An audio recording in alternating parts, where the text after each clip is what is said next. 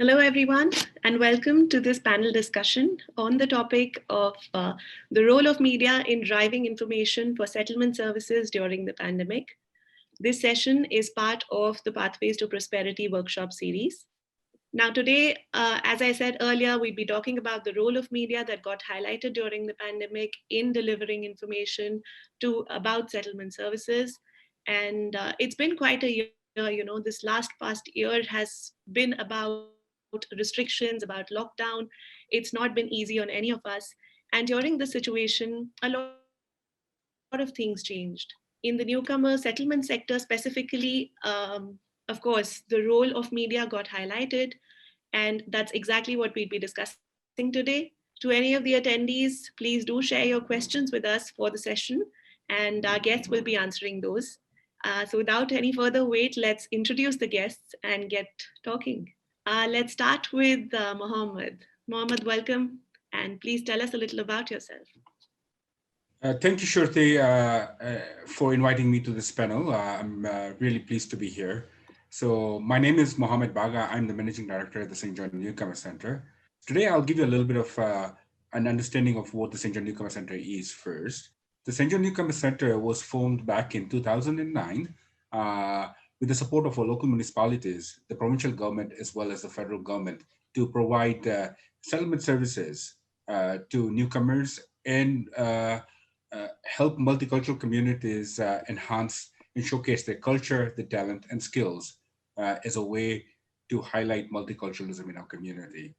The center has been in existence for the last 11 years, providing a wide array of services and programs, specifically in the areas of information and orientation, needs assessment, language acquisition, employment support services, as well as community connections.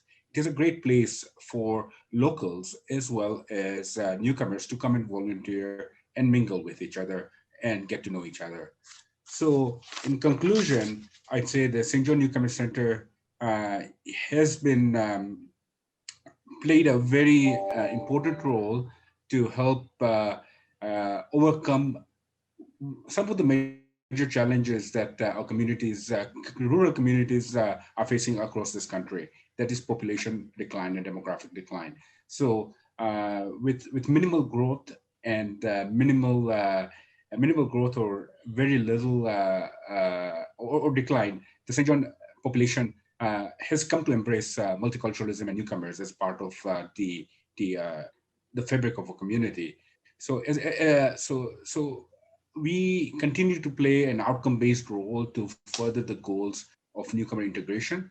As you would have seen a minute ago on the slide that was shared, what our mission statement is to ensure that everybody gets like newcomer skills and talents are appreciated and valued in our community. And this is exactly what we do. Thank you, Shruti. Thank you for sharing that with us and telling us more about you and what the St. John Newcomer Center stands for and aims to achieve in the coming years as well. Our three guests today are all related to this sector, which is the newcomer sector, the settlement sector, and they're all helping newcomers to Canada, immigrants, refugees, everyone who's here in Canada have a better life or settle in with ease. And that's what we're trying to understand today and discuss the role of media as well within that. Let's now hear from Fiona about her and a little bit about here in Canada. Thank you, Shruti. Good afternoon, everyone. Good morning from the West Coast. I'm Fiona Bramble, CEO of Here in Canada. We are a Victoria, BC-based not-for-profit organization supporting newcomers and immigrants to Canada. I have the pleasure to lead a team of creatives and project management specialists who now call Canada their home. And many folks know us from our print and digital publication, as well as our online community portal. But we do in fact run a number of community-based programs and events as well, specifically around skill building and storytelling and multimedia, employment, and also family literacy, and creating opportunities for equitable representation, engagement, and participation are at the heart of our mandate. It's a pleasure to be here today, and I look forward to the conversation. Thank you. Thank you for joining us. Gerard, let's move to you and let's hear a little bit about yourself and about New Horizons Media as well. Thank you, Shruti, and it's a pleasure to be here, and thank you also to Pathways for Prosperity for this opportunity to speak about this important topic. So New Horizons Media is a social enterprise for content creation and video production, and we work with many Canadian not-for-profits to help them get their message out. And a big number of those not-for-profit organizations are actually immigrant serving organizations. So we collaborate a lot in the sector, and today specifically I'll be talking about this collaboration and about one of our projects, which is the New Canadians TV show and a web series that we produce for Newcomers. And while doing that, we collaborate with a number of immigrant serving organizations across Canada, from St. John to all the way to Victoria. Thanks for sharing that. And for our attendees today, it would be nice if we could also hear a little bit about your individual stories, that would help them understand your journey. That would also help them understand what got you helping newcomers to Canada, what got you interested in this field to begin with, and also, be able to ask you the right questions for today. So how about I begin with you, Gerard? Since you ended last with your introduction, let's just start with you this time and hear a little about, your journey in Canada and what got you interested in this sector. Sure. I immigrated to Canada a little over 10 years ago, and my background is media and journalism. And before Canada, I had worked for a number of print and broadcast media outlets in the Gulf, as well as in Lebanon, where I'm originally from. So when I moved to Canada, I thought I was prepared for the Canadian journey, but it turned out that I wasn't, and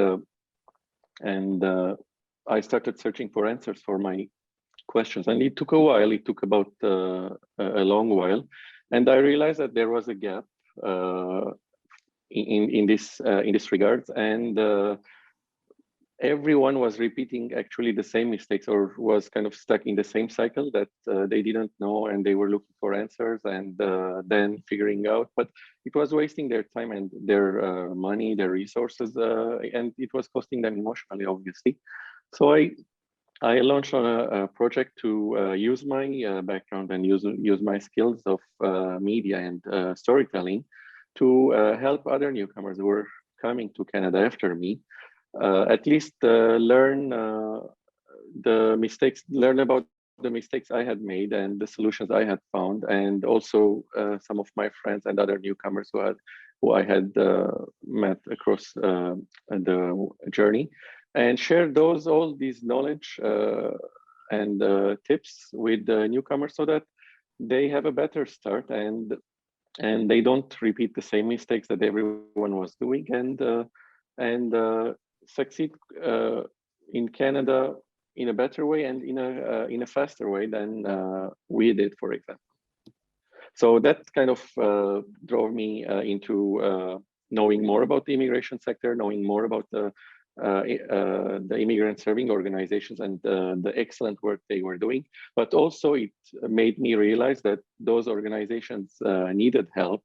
And myself and my colleagues had the experience and the knowledge to help them articulate or explain better about the work they were doing, and get more newcomers benefit from their work that they were offering, that ultimately was going to help them.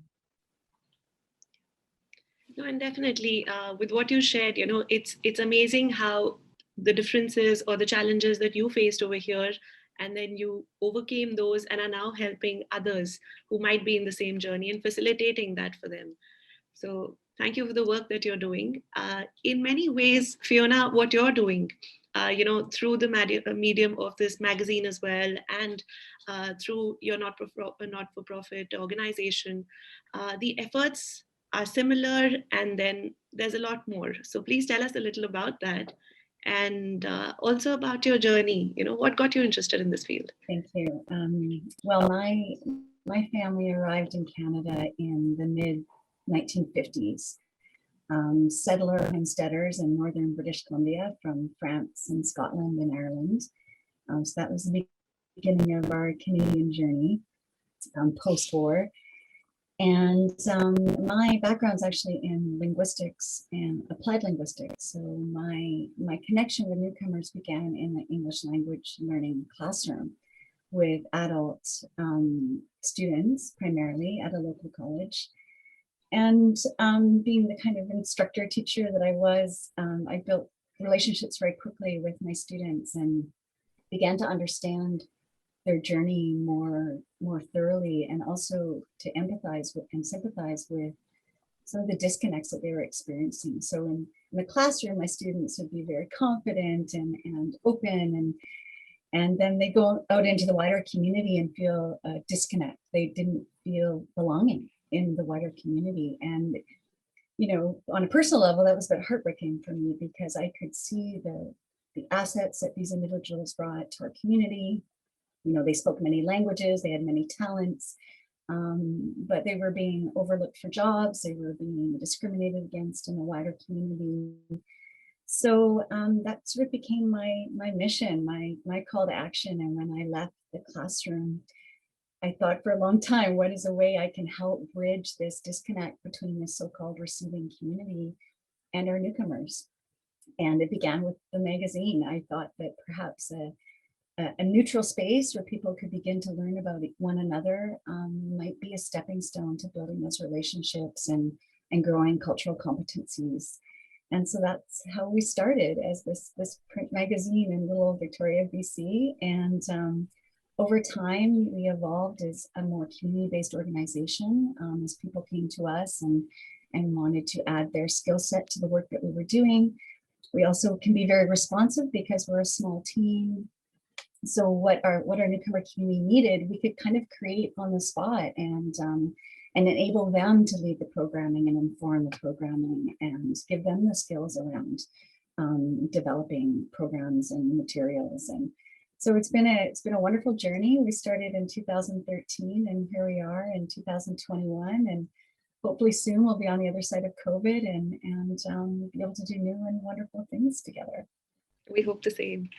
And thanks for sharing that with us. And what stands out in this journey that you shared is that you saw a problem and then you decided to do something about it. And in many ways, moving to you, Mohammed, you're doing that. And with you specifically, because you're also with this Newcomers Center, that's one of the places that anyone moving to Canada, that's the first place that they would go to for a bunch of things, for understanding what they can do, from housing to settlement to jobs to cultural associations that they might be able to join, find a community. The list is long. And I'm sure that there's so much more that you're doing to be able to facilitate that. But then before that, you also went through some experiences on your own before you reached this position. So let's hear about that, and then how you moved to this sector to be able to help others. So Shruti, my journey, intersects the journey of both Fiona and Gerard. I started, I arrived to Canada as an international student without really having a plan to settle in Canada. I did not come to settle in Canada, but the opportunities kept me here and are still keeping me going in the field that I am in. My background is in economic development, in community economic development, and this is how I got introduced to this field. Many years ago, I was working on a community economic development project around business retention and expansion. One of the major challenges most of the companies were facing was a shortage in labor force. When I interviewed approximately 52 CEOs in our region, And I asked them this question: what keeps you up at night? And everybody said, people. So we had to do something about it. And we went on to look at developing a plan to welcome newcomers into communities so that they could, so these businesses could survive and could just survive. And then I moved along. I come from an economics background, so really, it really did not. I didn't know the human side of the field. So bringing in people is one thing, but keeping people is another, and getting people to adjust to the new climates. And then one day I got a call from a colleague of mine in community economic development. They say that all those people that you help bring in from different regions of the world, they are leaving, and we are starting this newcomer settlement agency, and we are looking for an executive director. And would you be interested? You should apply because you're going through the newcomer experience yourself. So I said, well, okay, I just put in my application, not knowing whether I'm going to be like what was going to happen. Lo and behold, they gave me the job. So the day one I walked into the office, it was an empty office with no furniture in it and no staff.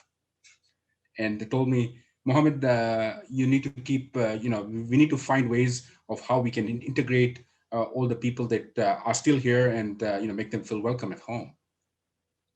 And me being an economics person, I was just looking at the numbers. So that wouldn't work. So I did get out and reached out to the settlement community and tried to build networks within the settlement community, try to get and understand what are some of the challenges, and also understand from the people right on the ground what are the challenges. And from there, help build an organization in rural New Brunswick. After a couple of years, I got a call from the current organization I am in. They said that they were looking for an executive director, and if I was interested in in participating in the hiring process. So I did apply for this, and here I am. So for the last 7 years, the field of settlement has really changed. It's become more professional. It's getting more people from various different backgrounds, like myself, who would be working in a bank, but now I'm working with people, in welcoming people. It's been a joy of my life to see people succeed, to see the changes that we get that this sector makes, and it has also changed me as a person to be more human, to understand the humanity behind why people come to Canada and why people stay in rural in our communities. What it makes them feel special, what it makes them feel appreciated, and they want to raise families. They want to contribute positively, and this is exactly what we are. What has made me as a person. So I came as an international student without without a plan to come and stay here.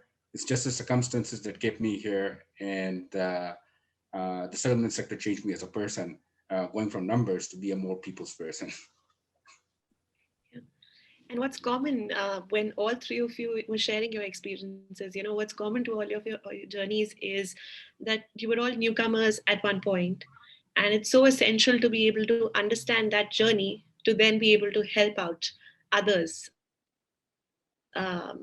in that same journey. And that brings me to the next part of this session, which is to talk about the role of media during the pandemic.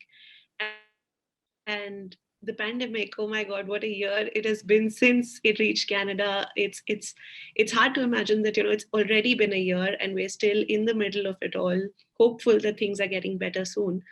But during this phase, now I understand that through the services that all three of you have, a lot of it was already possibly digital. So it isn't that suddenly things had to move towards a digital phase. And also because you're helping out immigrants, you're helping out people who might be there in their home countries to begin with, a lot of those services have to be digital too. But so much changed with this pandemic coming. So who'd like to go first to share just a little bit of an idea what was happening in your life March last year?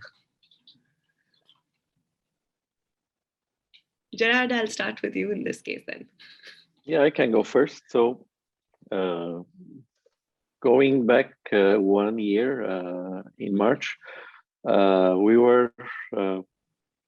were doing a number of production projects, specifically for our TV show and web series, and had so many plans to travel to different parts of Canada and to collaborate with organizations and create content. Obviously, that all got disrupted because of the pandemic. However, we were able to manage to kind of find our way forward because we had already started some presence online. We had some presence online, and we were able to figure out our way forward. I know we'll be covering this point a bit more in detail, but just kind of to be brief, we weren't prepared. I even personally, I didn't. Of course, I heard about the pandemic, and I was seeing or hearing the news every day, moving from one country to the other. I realized that one day it might reach or it would reach Canada. However, I didn't expect that it will be in this way. I haven't seen a pandemic in my life, and I didn't expect that the world will stop, kind of will freeze, and also that it will take this long. I thought even when the lockdown was forced, I thought, oh, it's maybe 4-6 weeks, I don't know, 8 weeks, and then the lockdown will be lifted and we will be back to normal. So all this kind of 1 year, or that it will take multiple years, I wasn't expected. Thank you for sharing that with us. Fiona, what were you doing around March last year? Had you in any way anticipated the arrival of this pandemic? We knew that, of course, it was spreading the world over and it had to reach here too. But were you in any way prepared for what might happen, or what was going on in your mind back then? I'll echo what Gerard was saying. Like, of course, we were paying attention, but not having ever lived through a pandemic, it was almost impossible to prepare besides toilet paper and spaghetti sauce and the things that people were buying. For us, it was also a strange time because we had just held a big event that Gerard was actually present at the end of January. Where our last community event was the Victoria Urban Reconciliation Dialogues, and it was an incredible weekend. Leap Day was the last day of that, of hope and energizing and mobilizing our communities for reconciliation. And so it was in the air. You could feel it. Something was about to shift. And I think we were all just here anyway on the island, just waiting for the shoe to drop and respond accordingly.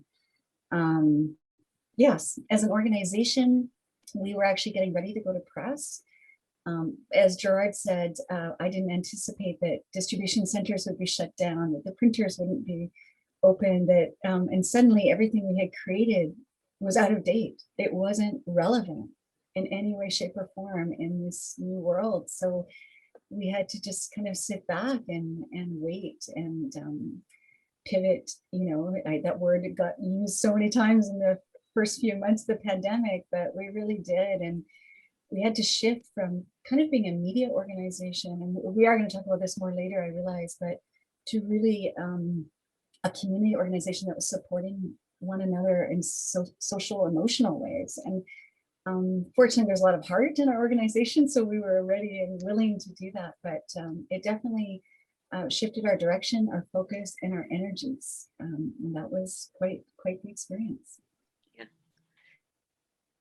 And since we're talking about the role of media, and the two of you just shared experiences being part of media, and it hasn't been easy there too. The only plus point possibly might just be that we were used to being digital, and we had a lot of these services online, and that helped us, like you said, pivot, unprecedented.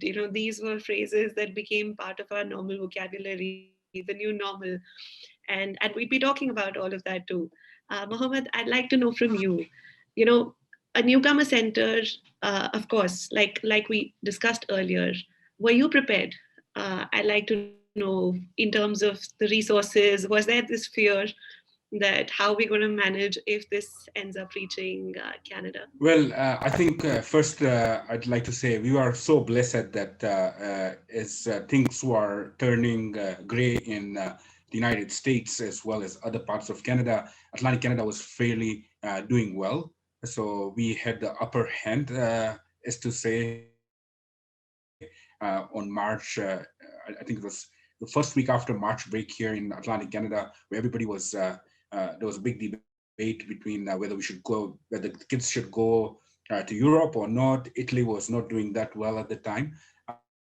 So, it was the pandemic was in the air, but we were very decisive and fast in ensuring that we took decisions that lucky, not knowing what will happen, but luckily the decisions we took really helped us stay safer into the summer months and into the first wave of the pandemic.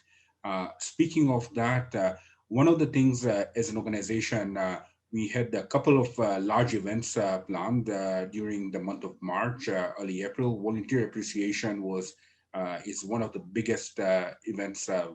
It's our Oscars. I like to call it our Oscars, where we celebrate our volunteers and appreciate our volunteers every year. And everybody we throw the red carpet, and we look, everybody looks forward to that event. And all of a sudden we were saying, okay, our initial response was, let's continue planning, things will get better. This is just a 1 week long snowstorm. That's what it is. When things were shutting down, like we'll be back next week or the week after, it seemed like that. It really wasn't. The other thing we were also in the midst of planning was a big festival for the summer months, where most of the work is carried out in early February, March. And it's called Culture Fest. We get approximately 5,000 to 10,000 people show up for that festival, and things came right to a halt for that.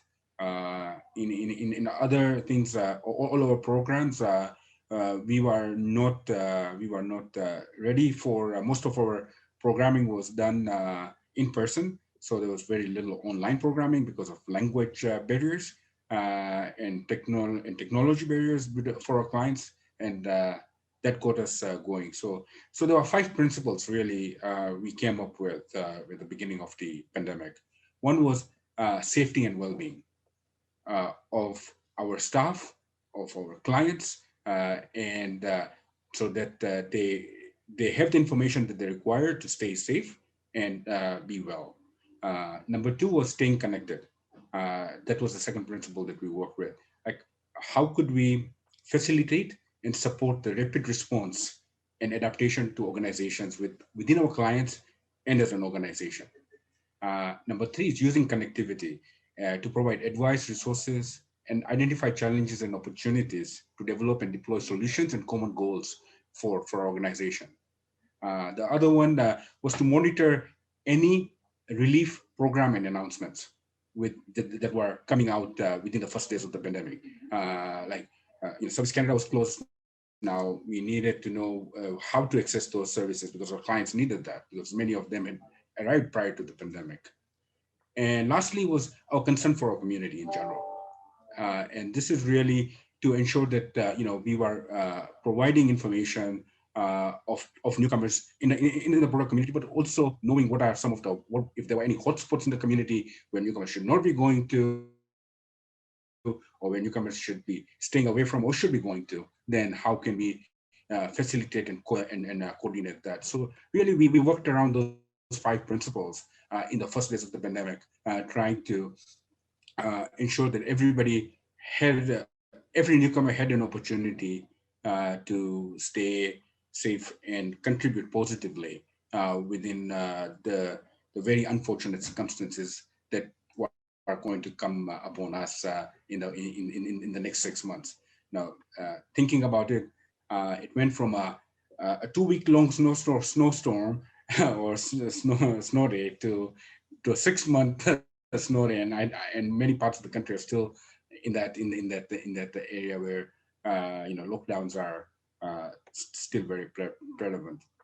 The other thing that we also looked at was business continuity, and how could we how could we continue our business platforms like our business. We were very fast to adopt to using new technologies, to deploying new technologies, to using even materials for our clients so that they could get access to technologies.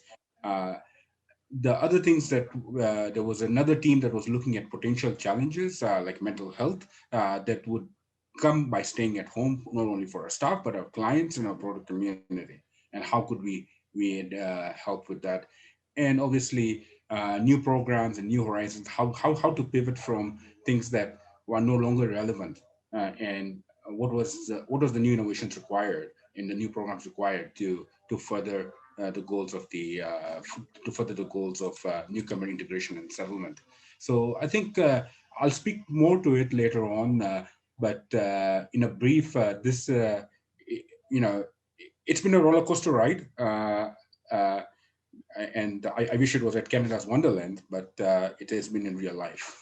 I so agree with you. It has been a roller coaster ride, and like the way they say, that the show must go on, and that's what each of us has been doing to continue despite these challenges. But in this process of, whenever we're faced with a challenge, the first step is to identify the challenge, to figure out what changes it might bring with it, and then to tackle those. And Mohammed, you spoke about some of these that were faced at the St. John Newcomer Center too, and connectivity, you said, was one of those main points. Connectivity within the organization, within your people, and also with the audience that you are helping, which is newcomers. Let's also hear from Fiona. Let's hear it from you. You mentioned pivoting, but I'd like to know a little from you. There were challenges that you mentioned. You were ready to go to press, and there were events lined up, and then the pandemic happened. So how did you pivot? And from your own organization point of view, if you could share a little, and then we would move on to the role of media in bridging that gap that was there. Yeah, thank you, Shri. Yeah, I think first and foremost, what became obvious is what we needed to do, what was a priority. And that wasn't necessarily being a media organization. We have built, we call them the Here family. They're a 200 plus member strong group that are interconnected in a myriad of ways. Some of them are connected to settlement agencies, some are not. We found out, well, we knew, but we didn't really know. We started to understand our membership a lot better. Probably at least 3/4 of our membership are actually international students. And I think when we talk about newcomers, all of us in this space know that there's an extra layer of isolation that happens with a newcomer. And in a pandemic, that was exacerbated tremendously. So really those social emotional supports were critical.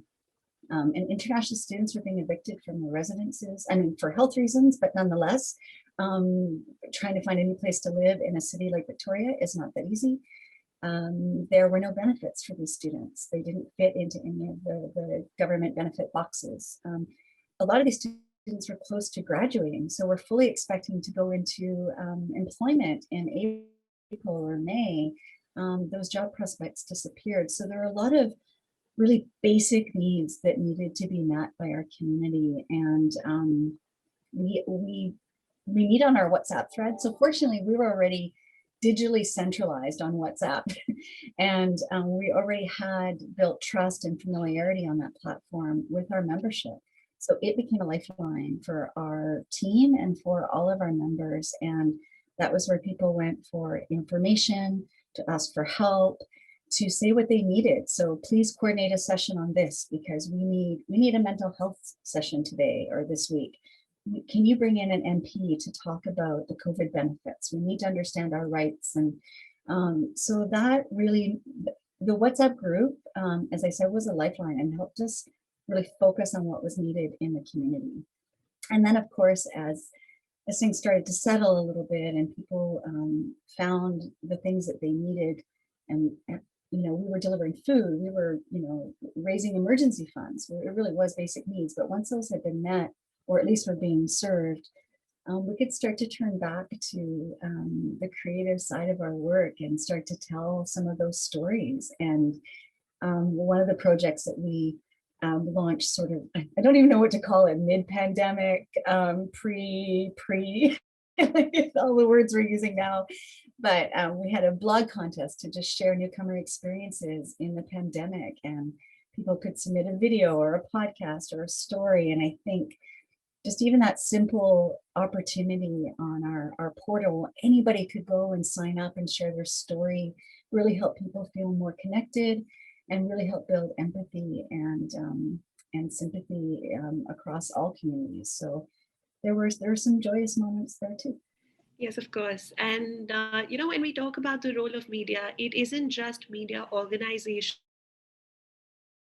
or these media channels that are facilitating this gap or helping out at that point. It's media like WhatsApp too. It's media like staying connected through these digital platforms that we've all become so used to. It's this entire joke around you're on mute or you're not on mute, which has become a part of our vocabulary in the everyday life now. And all of these in ways have also helped. Specifically when it comes to talking about the settlement sector, when it comes to helping newcomers in this area. It's right from when they move to Canada to how they're about to figure out, you mentioned, Mohammed, that Service Canada, and when that, okay, one couldn't go there physically, so the services had to be moved online, or how is it that one can find out about the different programs? How can one attend the different programming that each of these centers provides? So all of that has been a challenge too. And media, as simple as something on our phone, quick things, have helped there. Gerard, I'll move to you now to understand from you. How did you pivot, or did you have to reinvent yourself in the space of helping newcomers? Sure. So being a multi-platform project, so that helped a bit. That we had already some presence online. However, since all this was unexpected, so we had to pivot for a couple of reasons actually. One was the organizations we were working with. Specifically, I'm talking about our TV and web series for newcomers. The organizations we were working with, they suddenly kind of stopped being open, right? So there was no physical activities anymore for them. And so that was a challenge for us in a way that we had to think or brainstorm about how to create content, how to inform people, because people, especially because of the lockdown, because of the pandemic, our informative role was even more stressed now, because people needed to be informed, and people needed to turn to us to as a source of information to figure out ways how to move forward. And so that was a challenge, obviously. And as a media organization, we had to continue working while keeping ourselves and our stakeholders safe, and being able to deliver all the messages, explain things to people. And so yeah, we pivoted in one way, that we had the virtual presence in the terms of the website and some webinars, obviously. And we continued those, and we increased the frequency as well. But also we invented or came up with new solutions or new tools. And in this case, we realized that there was a gap. Yes, sooner or later, with some delay or not, most immigrant serving organizations managed to move their services online. However, people needed to be informed about those services or about this work. And also, people needed to discuss certain things that maybe were not delivered through a workshop or could not be delivered through a workshop. How to manage this whole situation of being a lockdown. I had a mentee, for example, that I was mentoring pre-arrival. He just landed 2 days before the lockdown. I still hadn't a chance to meet him, and he was kind of locked inside the house, and he couldn't go anywhere. So how to stay positive, how to kind of know how to search for jobs, how to network, or how to so all these questions needed answers. And what we did, we came as a team, and we launched a new or expanded part of our work by launching a virtual chat series, which we called Café Newcomers. We wanted it to be that informal, casual atmosphere, like environment, like sitting in a coffee shop, having a coffee meeting, and discussing what's happening around in the city or in the country. And so we brought all the experts, all the many newcomers to discuss certain topics, and found answers, because we wanted to inform people, to continue informing people, and we wanted to continue inspiring people that yes, it is there are challenging times, strange times, and we might not know what's coming ahead, but hey, these are some ways, or these are steps others are taking that are helping them to find ways forward. And that helped us also collaborate in a different way with the immigrant serving organizations that we collaborate with, and also deal with content in a different way as a media organization, because till then, even us and other organizations are used to, let's say, if you're planning a webinar, you will plan a month ahead, you will promote, and you will kind of be worried about, concerned about getting attendees to that webinar, for example. In our case, when we launched the virtual chat series initially, we thought about it differently. We brought our TV experience, our TV background to the series in a way that in the initial weeks we had few sessions a week, 3, sometimes 4, and at different times, and even sometimes on a day's notice, because people needed to be informed. So we created that medium, and without being concerned too much about let's get as the maximum number of attendees to that session. No, let's create the content, and let's give the information, let's produce the content, and then we have different avenues to distribute that content and put it in front of the right people so that they can consume it and be informed. So, and also doing it in a way that, because we were a TV program as well, we had a TV platform as well, approach digital content or virtual content in a way that we could incorporate some of this content into our TV programming, something that we never worried about before. So planning or producing virtual content in a way that we could use some highlights of it or some parts of it and broadcast in our TV programming, because that TV production was a challenge as well during the pandemic. So we had to use some of our content. And also it allowed us to collaborate with many organizations. So on the screen, you see, for example, 2 sessions that we planned with a number of municipalities in Northern Ontario and also in Atlantic Canada. So you can see Mohammed there, and trying to present what the situation was in these areas, for example, and what opportunities were there, because still the regions needed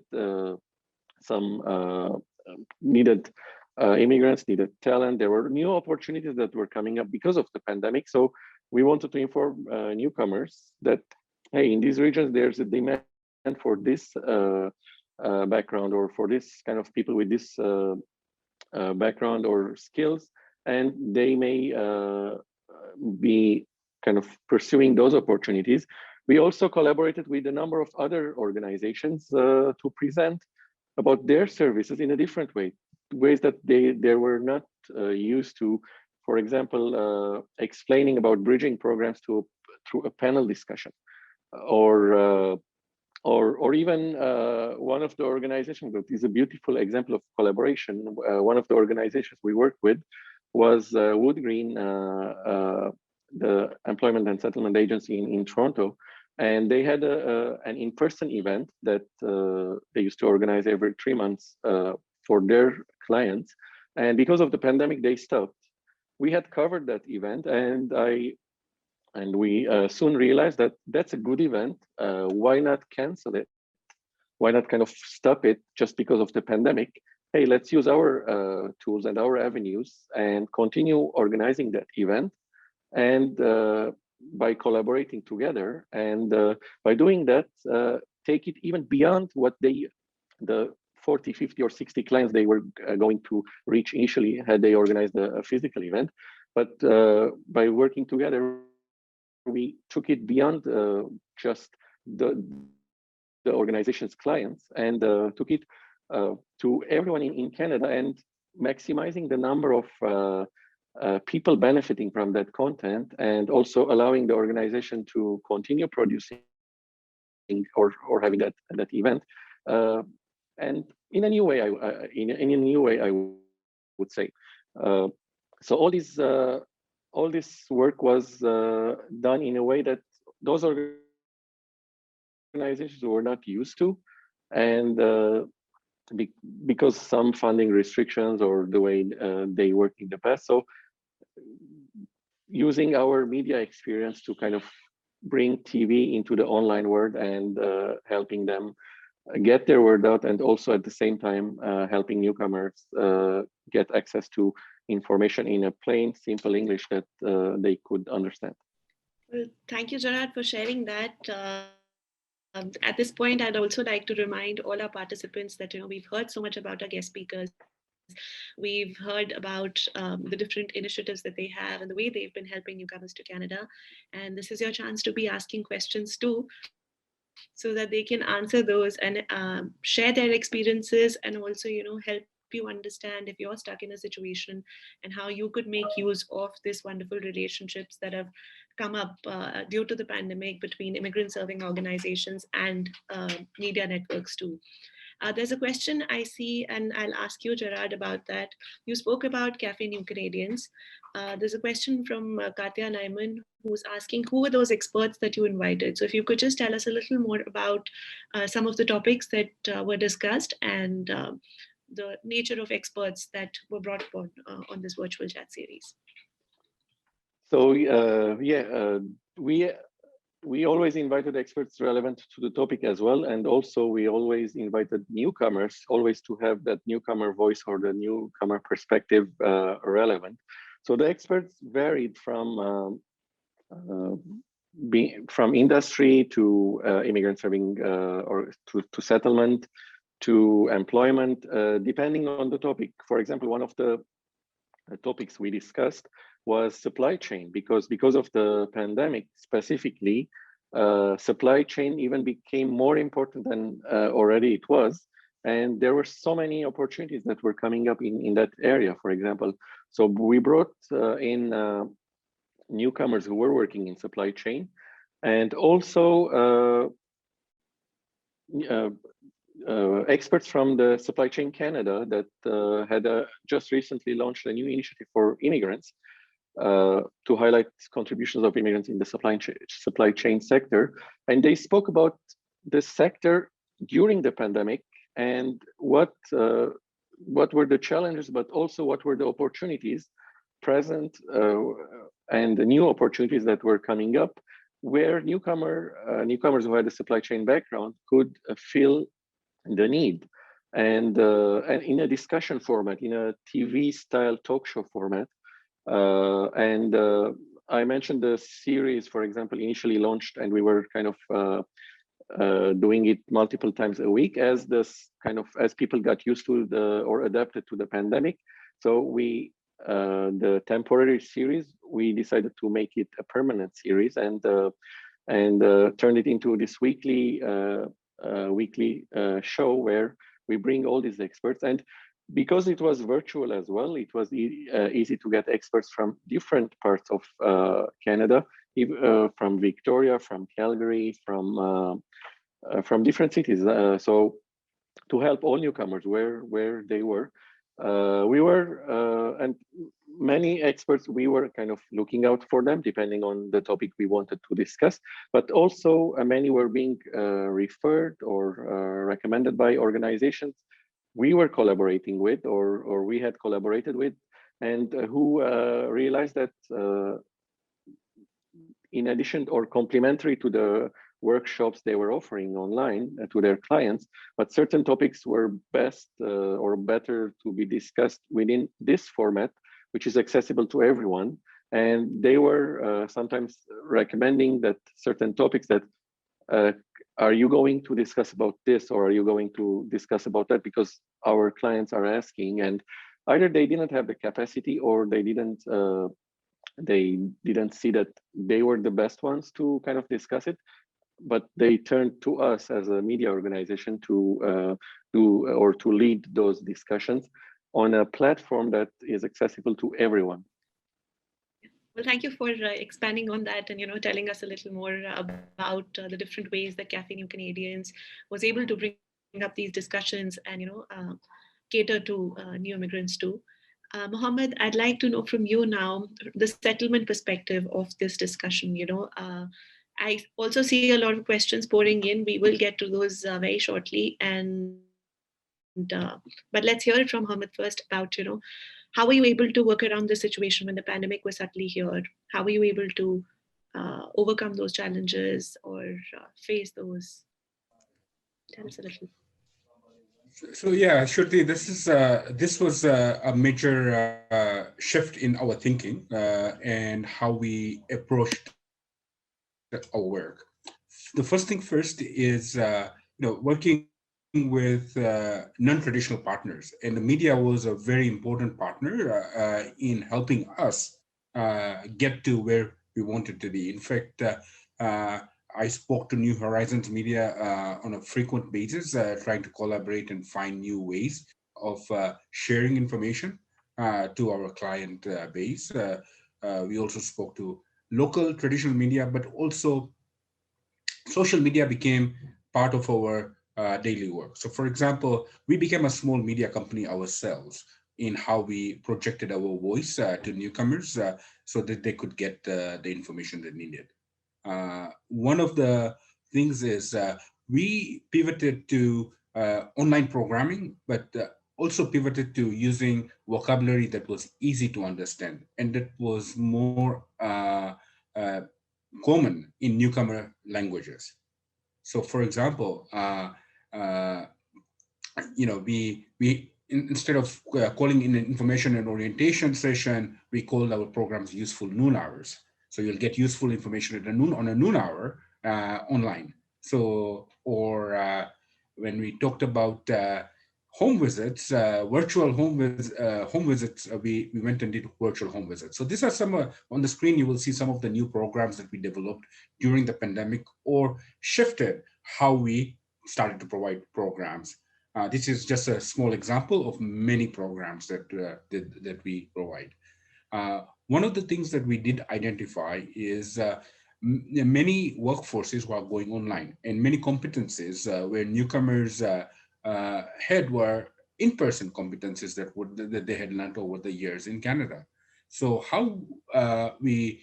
what we did is we looked at what were some of the online etiquettes of using Zoom or using different various platforms that what was anticipated and expected. In addition to that, I'd say that we worked very closely with non-traditional partners like universities and colleges, trying to identify best curriculum options for newcomers because they are the experts in developing curriculums. So we reached out to the experts to get us uh, to learn from them and to pivot in a way that more resonated with newcomers. I would also want to give a shout out to all our government partners who are very flexible in working with us to be able to change course within a very short period of time in changing agreements and changing the way we could operate. They were very flexible and very easy to work with during these times when there was major shift in program delivery methods. In addition to that, I would say that the other focus that we looked at was what were some of the potential challenges that we will face coming out of this pandemic. Still, we are right in the middle of the pandemic, so there's still a lot of unknowns. So you're trying, testing, and seeing whether it works, whether it doesn't. It's like building the plane on the fly. When you're building the plane as you're flying, and it kind of really provides us it has really kind of provided opportunities for us to look at hybrid models of service provision. It has looked, we have looked at moving some of the things fully online.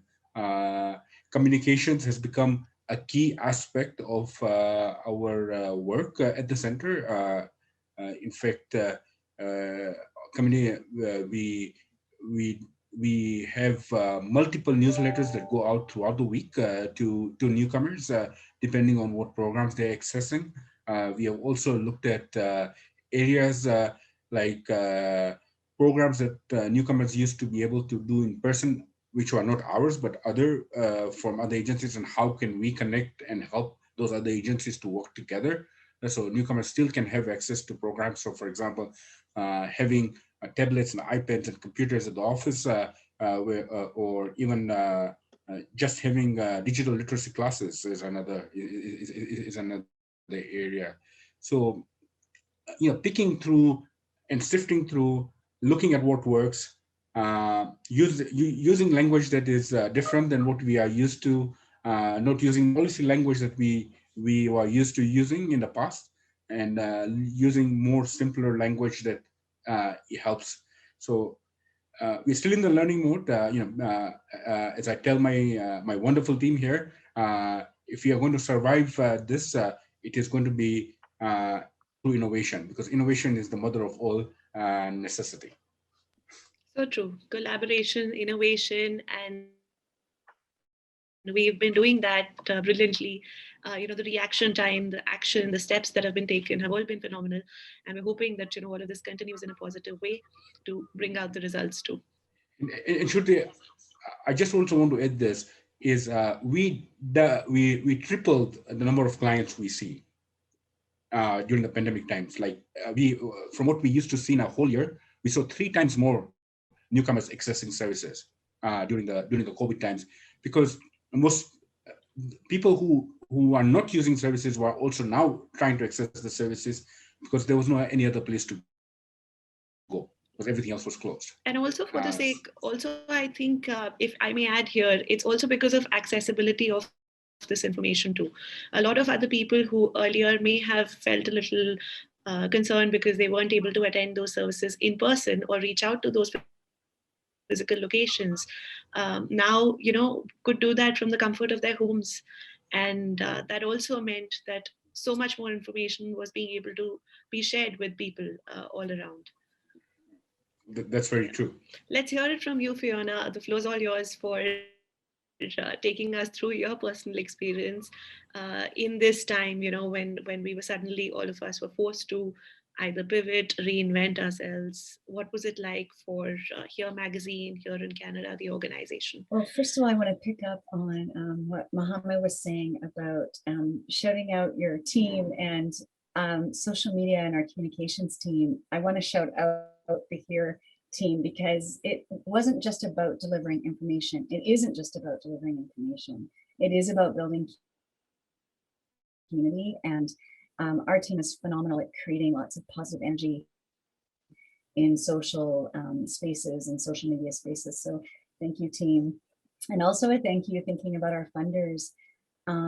For, as a media organization, without the special measures for journalism fund that came out as part of the COVID relief package, we would have been really struggling. So I'm really grateful to Canadian Heritage for supporting our organization in that way. That was critical funding that enabled us to deliver our services. As far as partnerships go, it was a time for new partnerships and maybe strengthening old ones, or maybe nascent partnerships. Ours weren't so much with settlement agencies. The new partnerships that we strengthened or developed were with mental health organizations. For example, the Vancouver Island Counseling Center for Immigrant Refugees. They didn't have the capacity to reach their clients who are now in isolation or very difficult to access. Arts organizations, after the sort of reigniting of the Black Lives Matter movement, many local organizations wanted to reach out to grow diversity within their own organizations and their mandates. So they reached out to us because we were this visible media presence and engaged with us. So we began storytelling sessions and bringing in people from the newcomer and immigrant community who never had these platforms before. One of those great partners is the Belfry Theatre here in Victoria. Gerard's also familiar with them. We had our gala there last year.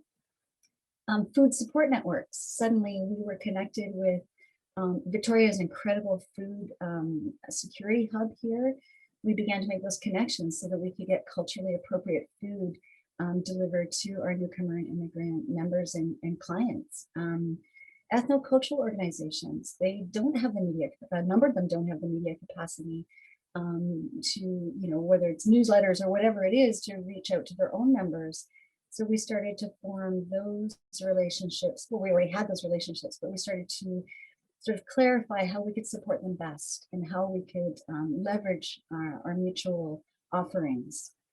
I mentioned government before. We had a couple of sessions with our local MPs to bring our members up to date on, things are changing so quickly. So there's new information out there all the time. So those are really powerful new partnerships for us that I hope continue beyond COVID. And I think going back to the word you use that we love, collaboration, and how critical it is, because not one of us, not one of our organizations can deliver all the things our community needs. And we need this holistic approach. And all of these different partners with their incredible services and the work they're doing in the community, the more we work together, the more we are truly meeting the needs of our newcomer community. Thank you for sharing that. Let's take a few questions, and then before I come back to you to ask you about your predictions for these new and stronger partnerships that have been formed between immigrant media networks and settlement agencies. So a question I see here is, how can media organizations like yours help newcomers and immigrants' voice be heard in the national media? Gerard, Fiona, anyone out of the two of you would like to take this?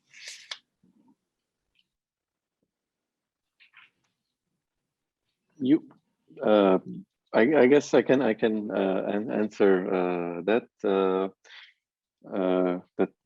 question. I mean, media organizations can like ours, like New Canadians TV, can play an important role in kind of bringing these issues or concerns to kind of the mainstream level, or to the attention of mainstream journalists or media, is first addressing those concerns, not be afraid or kind of to discuss, and also by not stopping after discussing it, but taking it or parts of it, in media terms, let's say sound bites or bites of it, and taking it to social, taking it to other distribution channels like newsletters or collaborating or making it accessible to other stakeholders to take it to the mainstream social media, I would say, where it would catch the attention of journalists or mainstream media. Because as a media or professional or journalist myself, I know journalists are always on the lookout for stories. And the challenge is, or the secret is, that to present those issues or those stories or those concerns in a way that they are of interest to mainstream media. It's just a difference in how to present it, and we do that. We do that by highlighting issues, by discussing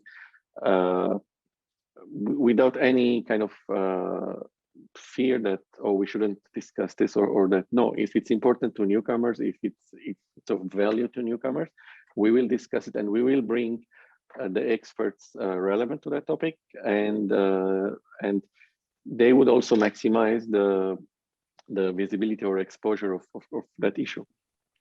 Yeah, Fiona, anything you'd like to add here to this answer?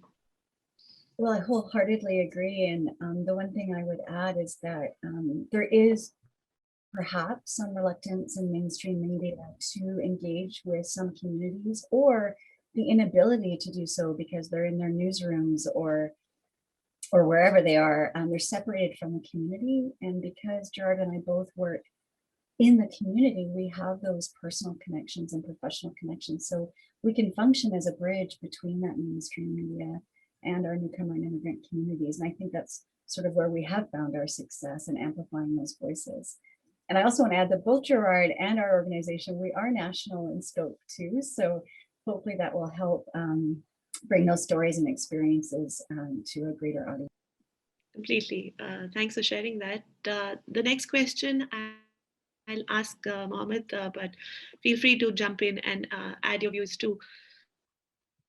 This is a question from Hemadur, who's asking, how did you reach particularly the privately sponsored refugees during this time? There are different communities, different sections that were impacted in differing ways, actually, because of the pandemic. Some received or some needed more support than the others. So, Mohammed, how can you answer this one first? Sure, very good question. We have very good relationships with private sponsors who are going through the process of bringing or inviting newcomers to a community through the refugee stream process. They generally reach out. The sponsors would have generally reached out prior to the pandemic. We are set up on WhatsApp. We also set up on various different online platforms where you mostly use a phone-based system, like another would be Viber. So basically, what happens is we were able to get to them through virtual home visits. We generally provide the service in the language of the person who's arriving. So, for example, if it is somebody from the Middle East and they're speaking Arabic, then it would be Arabic. If it's another language, then Swahili from Eastern Central Africa. We normally try to find we either have people on staff who speak that language who are working in that area, or we try to find interpreters, community interpreters, which we have engaged prior to the pandemic, and they were more than willing and use the same handheld devices. So it became a little easier to go. It was not easy for sure coordinating all of that, but it was a little more easier than not being able to provide the services. One of the things, computer literacy or computer, many folks don't have a computer in the first few days, first few months in their home country, and internet can also be a challenge. But luckily, most of the people who needed the help, they were able to access it. I would also say that we did some very unusual things as well during the pandemic. to help people who are in need, not only refugees, but also people in need. So for example, when PPE was getting short in our community, we worked with a local university to print 3D masks, and we printed 3,000 of them. We printed 3,000 of them and distributed it to the most needy people in our community. We also started a food delivery program. We never thought we would be in the food delivery program. We were a small program called Helping Hands that distributed groceries. Like people could order the groceries, but volunteers would pick up and deliver to the clients who needed that. And this was not only for the purposes of not having access or for quarantine purposes, but it was more for those people who are whose immunity is weakened or are afraid to just go to the grocery store and don't want to take the chance. So there was a service available for them, and we extended it to right throughout the community. Again, a volunteer-run based program. In addition to that, many similar programs like Wellness Cafe. We had a Wellness Cafe, Health and Wellness Cafe partnership with our local hospital that started to provide yoga classes online and breathing techniques and things like that, so that people could come out once a week for an hour and talk about some of the mental health challenges, but also practice some of the healthy attitudes that are out there in the communities. You and actually, in many ways, also answered a question that I was about to ask you next, which was about the different ways that media played a role in these settlement aspects of anyone who was new over here. And it's not just about employment. It's not just about housing, it's about mental well-being, it's about being able to cope with this sudden change. And especially, it's harder on anyone who has just moved to the country or because there's so much more that they need to explore right now, and there are restrictions all around. In the next few minutes, we would be wrapping up, and I would want to know from you, besides these different experiences and initiatives and the ways that media and settlement agencies were able to come together, is there anything else that you'd like to highlight? Fiona, I'd ask you first. What stands out, or if not, then your prediction for where you see this relationship going on from now? I just want to emphasize that use us. That's what we're here for. We share the same goals, and Newcomer and Immigrant Media understands these communities perhaps better than other organizations. So it's exactly what we're here to do. You can see a slide up now that one of our upcoming sessions from the local mosque, not having the capacity to do the communications. That's what we're here to do for you. We'll help you coordinate the event. We'll be the tech support. We'll do the social media. That's a role we can help play now and post pandemic. I can't wait for post pandemic. But also that some programs, I think it's okay. Some will stay online. We have a family literacy program that the parents prefer delivered online because they're relaxed in their own homes with their young children, and especially in the winter months, they don't have to get on the bus and trudge through town in the dark. And so I think embracing some of the changes, letting go of the things, as you said, Mohammed, the things that we kind of built in the air, some of those things won't fly, and that's okay too. But some of them I think are here to stay, and I think that's great. I'm excited about it. Gerard, any last words that you have here in conclusion, whether it is about where you see these relationships moving next, or any advice that you have for the attendees today as to how they can use these platforms? Yeah, I second what Fiona said, so these post-pandemic, whatever the new normal that will be created, I expect personally that this kind of hybrid situation will continue. All services will be delivered online because they make it more accessible, but the pandemic also stressed the importance of in-person interactions. They are even more valuable than we used to think before.